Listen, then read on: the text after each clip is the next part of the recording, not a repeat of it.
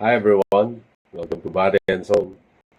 I would like to show you my room na pinapagamit sa akin ni Soul. So, this is na... Anyway, yung mga gamit na yan, yung mattress, yung cabinet, and yung mga boxes, it belongs to Soul's family. So, he requested na dyan muna. Huwag ko naalisin. At wala din naman lalagyan sa labas. So, that is my shoes. Hindi ko pa nakukuha yung iba kong sapatos at ibang damit. I just got 2 bags. And this is my bed. Magulo kong kama. It's 3 a.m. here. So, I just woke up. Yan, mga gamit pa rin yan ng family ni Soul. And this belongs to Soul, I think. Gamit yan nung nag-abroad siya.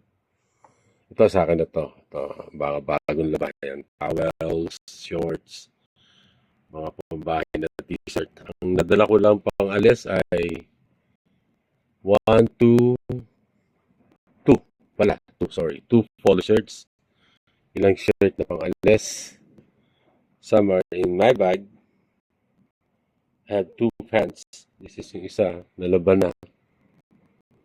So, that's my dirty laundry. So, some of my clothes are nandun sa pinsan ko pa. Hindi ko pa nakukuha. And the other one, kung saan ako nang galing. Anyway, I will get it pag nagkaroon ng budget. Diba? So, ayan. Ganda ng kwarto ko, diba? Diretso sa kitchen.